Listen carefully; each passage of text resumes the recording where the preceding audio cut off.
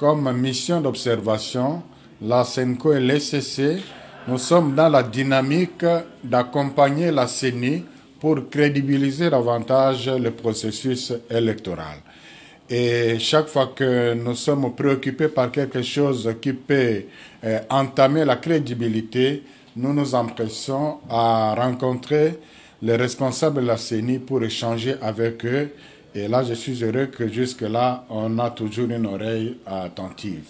Ce qui nous a amené aujourd'hui à rencontrer le président de la CENI, M. Denis Kadima, c'est le débat qui est en train de naître, un certain narratif qui est en train de naître par rapport à la nécessité de l'audit international, l'audit qui devait être mené par l'OIF, invité d'ailleurs par la CENI, mais on entend depuis un certain temps des réactions comme quoi ce n'est pas bon par rapport à la souveraineté du pays, par rapport à l'intégrité, et surtout que la directrice de l'OIF, c'est une Rwandaise. Alors, il y en a qui vont jusqu'à dire qu'il faut vraiment seulement que ce soit un audit national. Et nous, ça nous préoccupe. D'abord, les arguments sont politiques, ça peut se comprendre politiquement par rapport à la présence de la Rwandaise à la tête de l'OIF.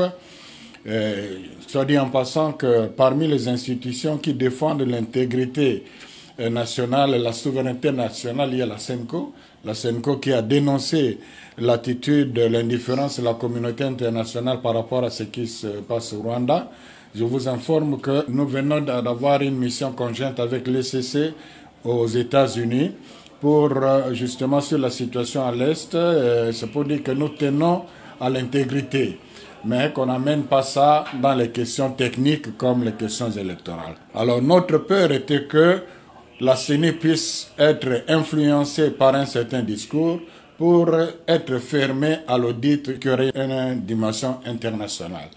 Et nous avons échangé avec le président de la CENI, qui est conscient, et d'ailleurs il nous a répété que c'est lui qui avait invité l'OIF. Il n'a rien à cacher par rapport à un audit qui aurait une dimension internationale, c'est ça qui nous a rassurés. Donc franchement, nous regardons dans la même direction. Donc nous disons, si ce n'est pas l'OIF pour des raisons que nous dirons politiques, on peut trouver une alternative pour dire qu'une alternative qui rassure. Pour nous, l'alternative qui rassure et aussi par rapport à l'objectivité même de l'efficacité, on peut avoir des compétences. Le président Denis Kadima sait ce que nous pouvons trouver dans le pays, c'est ce que nous pouvons demander. Et il est sincère là-dessus que ce serait difficile que de trouver une organisation qui ait toutes les compétences ici et aussi pour des raisons psychologiques aussi. Voilà, donc je me résume en disant que nous sommes venus l'alerter et là,